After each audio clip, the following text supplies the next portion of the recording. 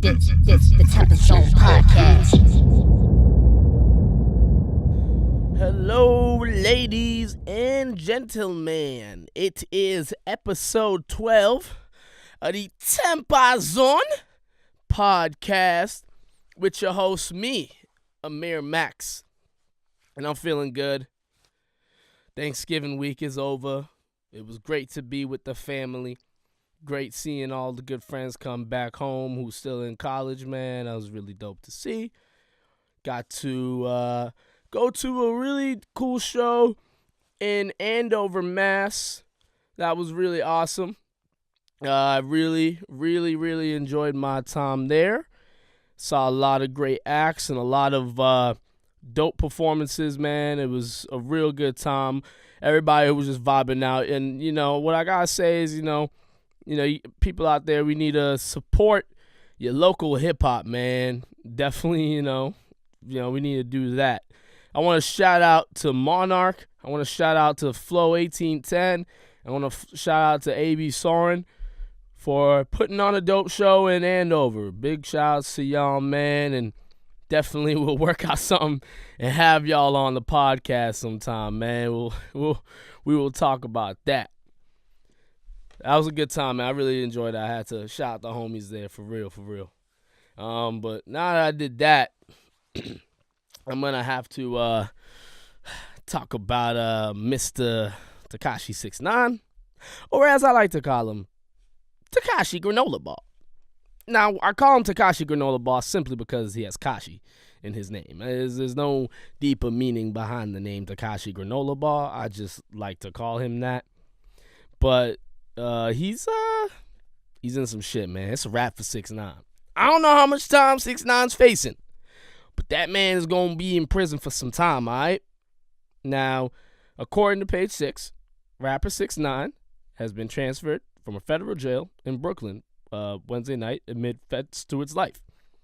Now, the rapper, whose name is Daniel Hernandez, was removed from the Metropolitan Detention Center in Sunset Park, where he was placed following his Sunday arrest, despite that he was a target of gangbangers who wanted to super violate him. Now, mainly, he's in prison for racketeering charges. He moved out of the general population to another facility, which may mean that he snitched. I don't think he did. And if he did, so what? He's trying to get out. He's trying to do what he's got to do. Can you blame him? Like, you know, these are street rules here. Like, if he wants to snitch, like, you know, go for it. And, you know, people do these things all the time, man. Like, people out here fighting for their lives, man. You know what's funny about all this stuff, man, is that when he was on The Breakfast Club, no one really saw it, but, he knew that something was coming up. You could tell that he was trying to distance himself from this crew as much as he possibly could because he wanted no problems with this, man. He's just trying to be free and make his money, man, because 6ix9ine is one of the most popular rappers in the game, which is crazy. I mean, the music isn't bad. It's just that, like, the way this dude acts and all of his antics and mannerisms, it's just, it adds up to him being, the biggest rapper right now. It's, and now he's definitely the most talked about rapper. And another thing that's crazy about this is that with this being the case, him being in prison, it's just going to make him even more of a target. And that's already happened. I mean, he had his lip busted, and in that mugshot, it showed, and it's just looking really bad for Mr. 6ix9ine. Now, he's been in a lot of trouble recently. He was driving without a license a couple of months ago. He was on probation for 4 years with 1,000 hours of community service for his sexual misconduct charges. I mean, 6ix9ine just had a lot of things that were not going his way, while there were also things going his way. He just had a lot of crazy shit going on. But one thing that has me concerned about 6ix9ine is that his safety in prison is gonna be something that they're gonna have to look out for, because the dude's a target, obviously. I mean, when you're a rapper at his level, repping the way he was with his Trey 9 gang and being so vocal, it's gonna bring a bad light to your aura, just in general. I worry for Daniel Hernandez more than I do 6ix9ine, because when I look at 6ix9ine, I see somebody that just really, really wanted to make it in the game, and he was gonna do it in any way possible. Now, another thing about this is that 6ix9ine, we don't know exactly how involved he was with this gang. Now, we know that he hanged out with Shotty a lot, and he was the guy who was the running all of 9 Trey and taking care of all their stuff. We know that. But another thing that we don't know is what 6ix9ine was doing. Now, we all know he's obviously making the most money out of all of them, which is probably why he's going to serve less time than we expect. But if you don't think 6ix9ine is serving any time, you are wrong. They're probably going to serve him 6 to 9 years just to say fuck you. I'm serious. Like, I totally could see that happening because, he's gotten convicted twice of certain things. You think they're going to let him get away a third time? You really think so? And we talking about the FBI here, man. FBI has a conviction rate of 97%. 97%, ladies and gentlemen. So, likelihood he gets out scot-free and nothing happens, I don't see that happening. I really don't. I think 6ix9ine is going to have to find a really crazy way to finagle himself out of this. Lawyers are going to have to be on point, which is going to involve him spending a lot more money. Now, to add insult to injury, his album Dummy Boy leaked. And now, the reason why this is a bad for him, because now he's not going to make the money that he should be making off of this, because now people are already going to hear it. So are people going to want to buy it after? Well, potentially. I mean, if it's not on streaming services and people want to consume their music via that, then he'll be okay. Because, like me personally, I'm not going to listen to Dummy Boy unless it's on Spotify or Apple Music, something that I use. So I'm assuming that there will be other people who are the same way. But 6ix9ine is just such a fascinating figure. It's just so many ways to talk about this dude. I mean, like, the shooting at the Barclays Center, his beef with Casanova, his beef with Trippie Redd. He's got things going all over the place for him. It's almost like everything just built up so much and just exploded everywhere. I mean, this dude had a shooting at a music video set with Kanye and Nicki Minaj. There's just so many things going on with Mr. Takashi 6ix9ine. And you wonder, well, let's look at it this way. There's only 2 ways that this shit was going to play out for him. He's going to end up dead or in prison, because he was just playing a dirty game, man. And like I said, I really don't think 6ix9ine was really about that life. And it's really unfortunate to see, because a dude like this, man, it's just sad, People out here are just doing whatever it takes to get likes and streams and notoriety and some clout, man. I really think 6ix9ine was just some kid who wanted to get on, knew that he had to do some things that he didn't want to do. Well, in his eyes, he had to do things that he didn't want to do. It worked. It was successful. But at the same time, it wasn't, because there's no career for him if he's going to be in jail for 10 years. You think people are going to care 10 years from now? I don't think so. I really don't think people are going to care in 10 years. And it could be longer than that. His sentence could be even longer than that. It could be 15 years. It could be 20 years. We don't know how involved 6ix9ine was. He could have been funding this whole group, could have been participating in these criminal acts with this group. We just don't know everything that we need to know. But I can't help but think to myself that this all shouldn't have happened, you know? This 6ix9ine could have avoided all this. Nah, I'm kidding. I'm just playing around. 6ix9ine couldn't avoid all this.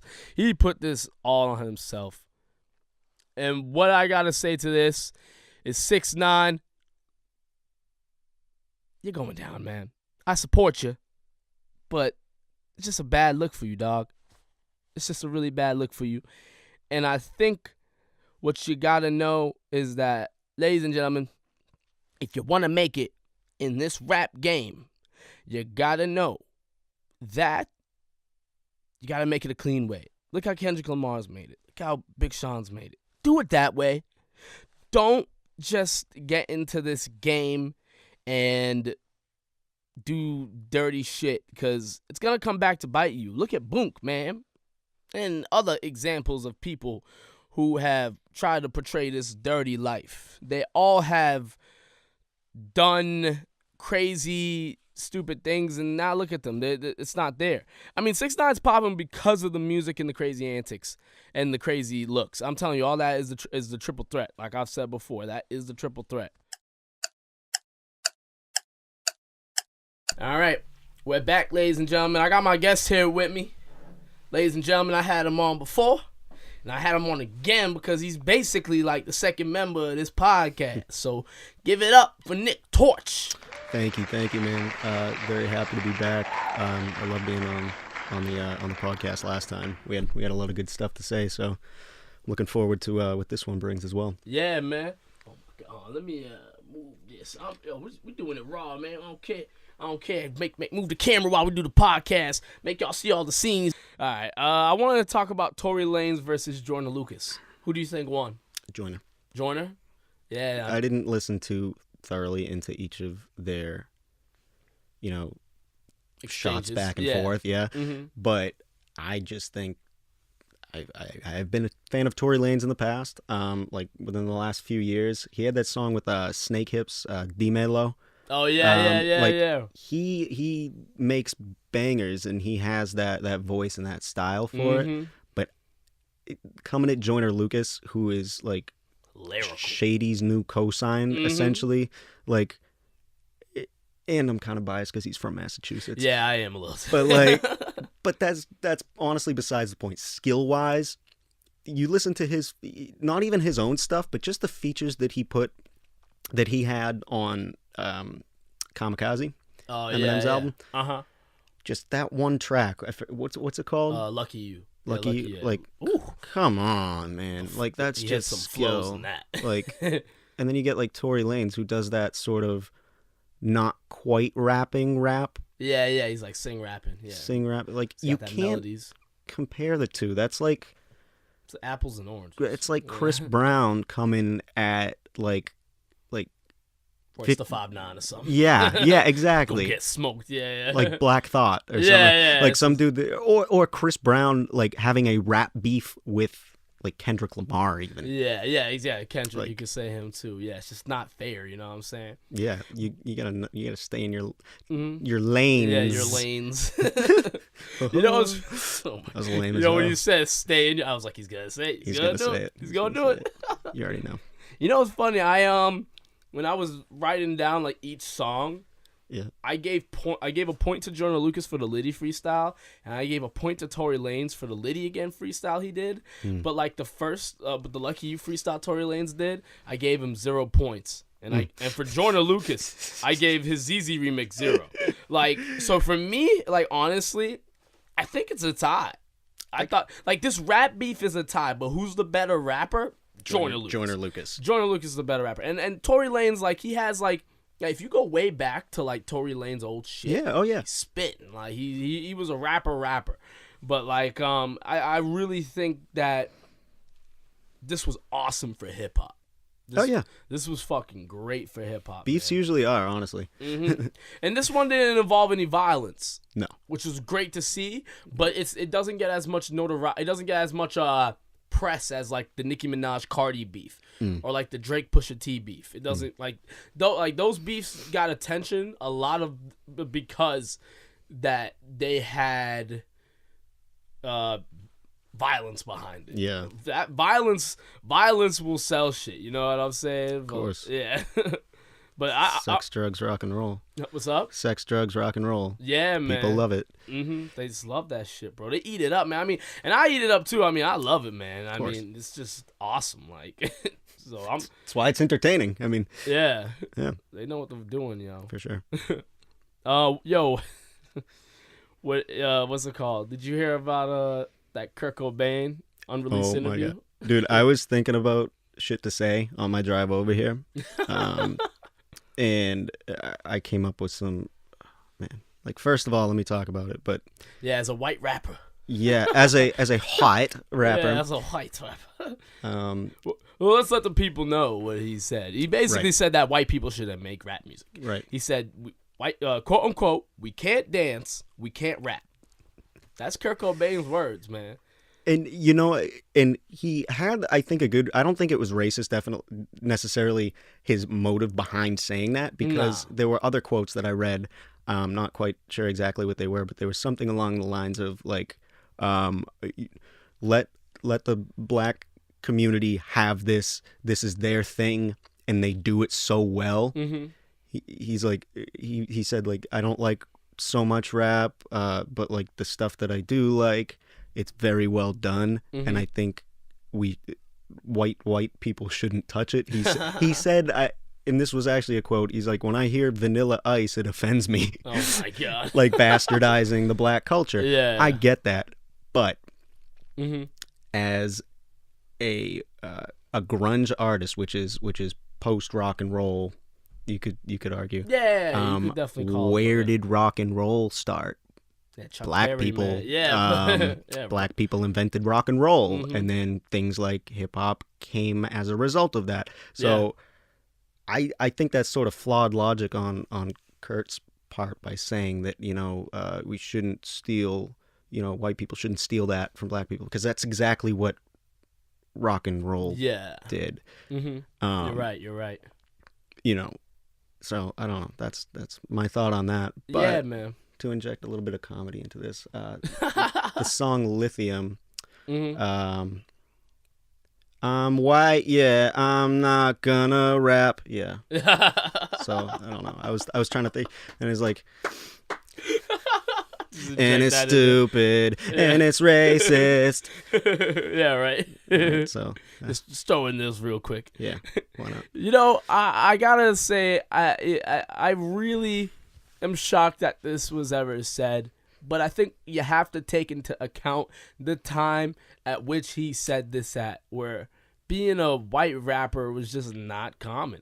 Well, like, MC Search is like the only rapper I can think of. And then Vanilla Ice. And then there's Vanilla Ice. Like, I can't think of that many white rappers. Like, it just wasn't. Beastie Boys, maybe? Beastie Boys, but, like, they barely crossed the threshold into hip-hop, though. I mean, they definitely had a hip-hop sound, but they had an even bigger rock sound to them. So, like, their biggest song, yeah. You know, like, I'd say their biggest song is, well, it's hard to say, but my personal opinion, it's No Sleep Till Brooklyn. Oh, yeah. And I think that song, it's a white boy anthem.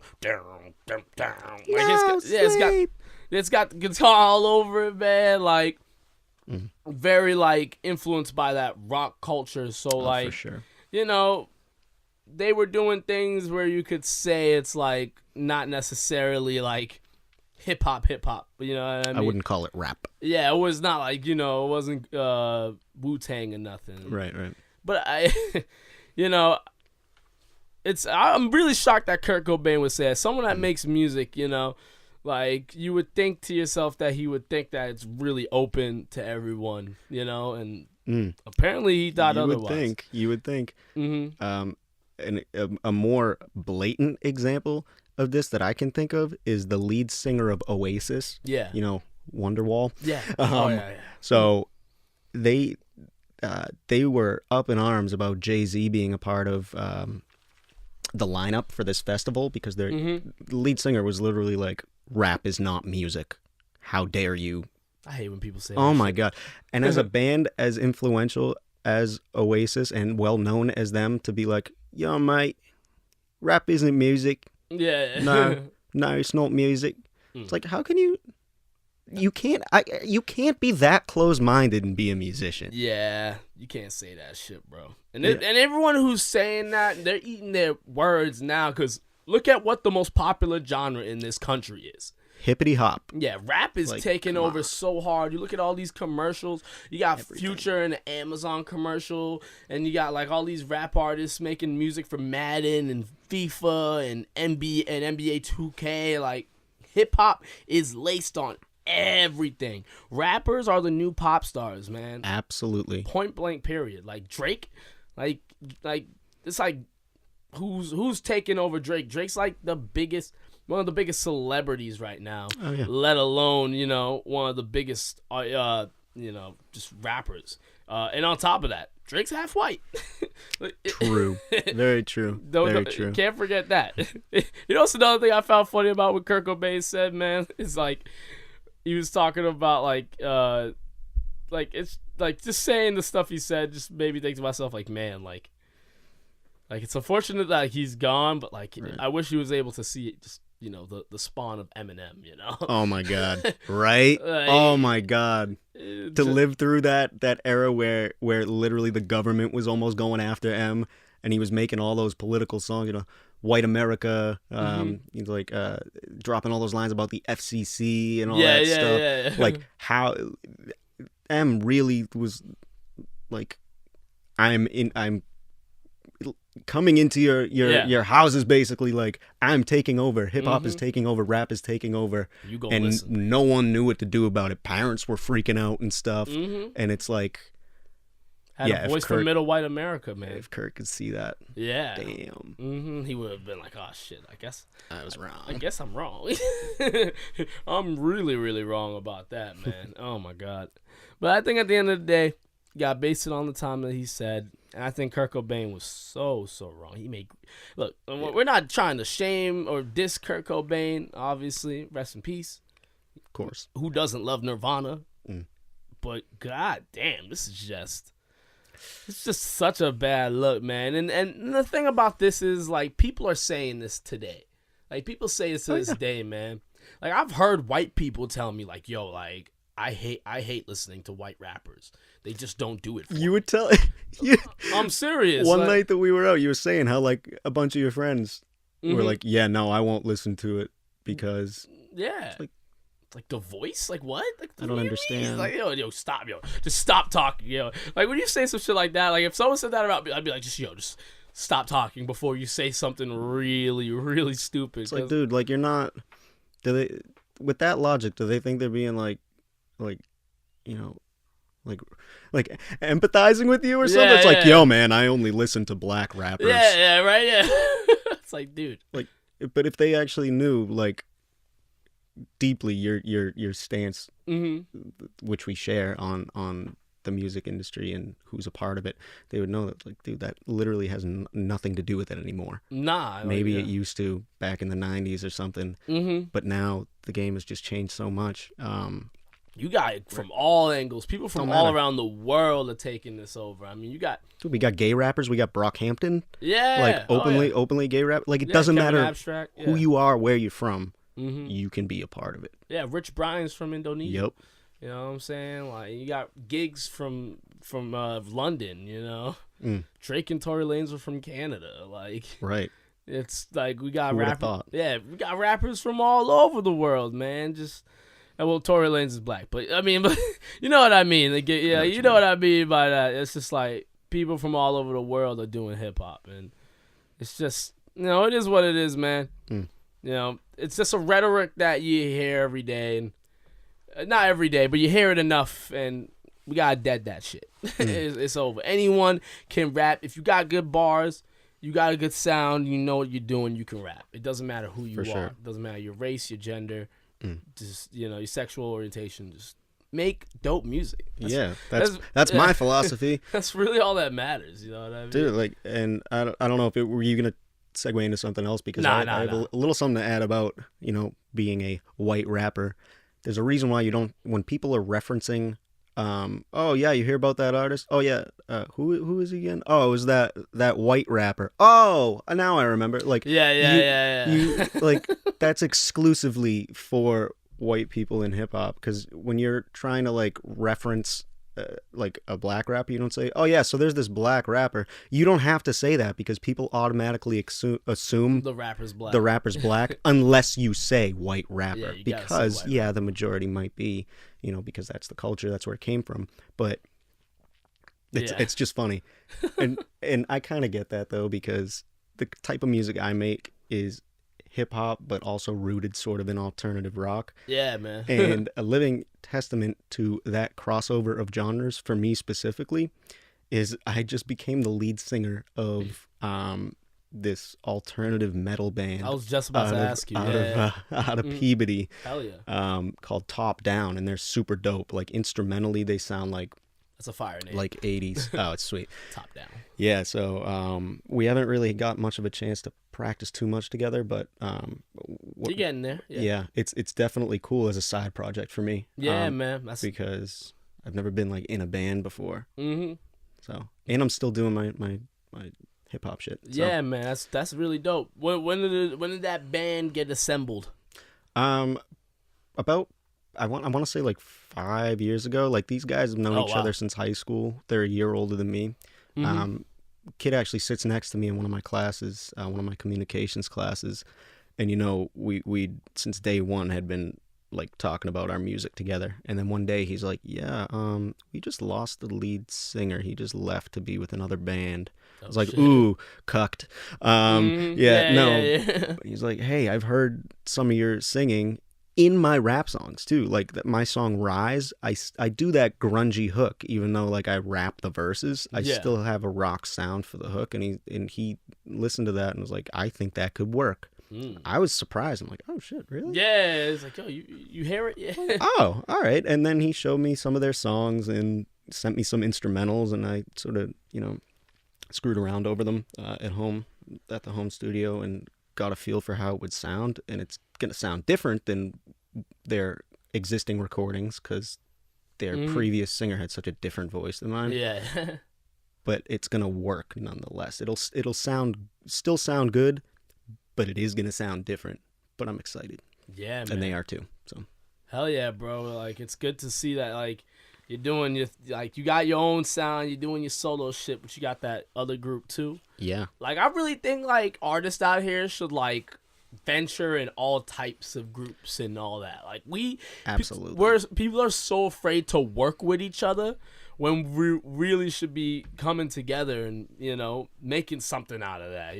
Which is, we share that view, and that's why we've always worked together for the amount of years that we have. Yeah. And we always work well together, because that's what makes a successful artist today is those who venture out into these different areas that you wouldn't think they normally would, and it's beautiful when it works out. Yeah, man. Especially if you start off with that vision, you're gonna get there, like you and I have done so many times before.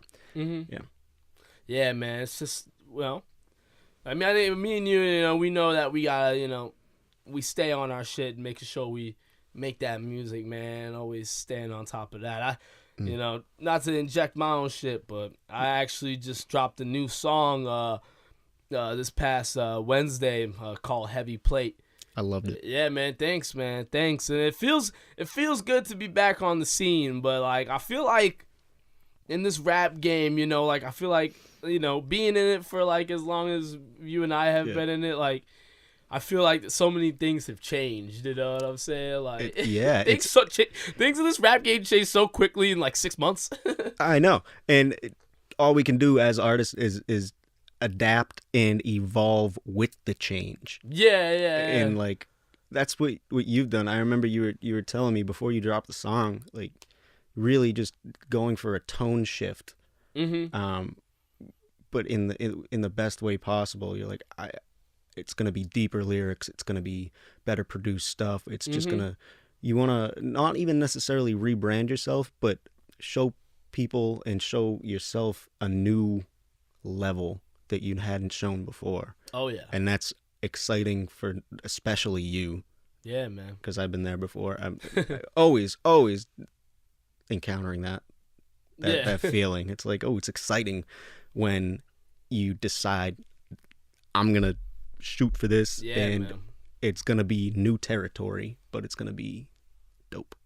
Yeah, I mean, it's like, I changed the rap name, and for the 5th time. Yeah, for the 5th time. I've changed my rap name so many times. That's okay. I was AMC for since when I was 10 years old, Yep. and I kept that name till I was 18, 19. Changed it to the AM because I thought I was gonna blow up. I was like, yeah, the AM. That's that. Oh, if my rap name's the AM. Oh shit. And then I went back to AMC, and now it's Amir Maxx, ladies and gentlemen. And I'm sticking with that. I'm never changing. Yeah, don't. Amir Maxx is dope. Yeah, Amir Maxx is staying. Did you know, up until 2 weeks ago, I didn't get the play on words there. I was like, oh, it's just Amir Maxx, maxed out. I was like, oh, it's his last name again. Oh, Max. I get it. Oh, dude, I felt so dumb. I was like, oh yeah, man. And also, it's 2 meanings. It's 3 meanings too. I got it from my dad. My dad's company is Tony Maxx TV Repairs, and he calls himself Tony Maxx. Oh, that's so I'm that's cool. It's dedicated to my dad too. That's awesome, man. Yeah, so it's just one of those things that I mainly got it from him. The Max came from my dad. I bet, and then you're like, oh yeah, I'm gonna add another X on that shit. Yeah, why not? R.I.P. Yeah, man, it's gotta make that shit happen. Yeah, dude. For sure. All right, well, we're out of time, man. But Nick, thank you very much for being on, man. Yeah, man.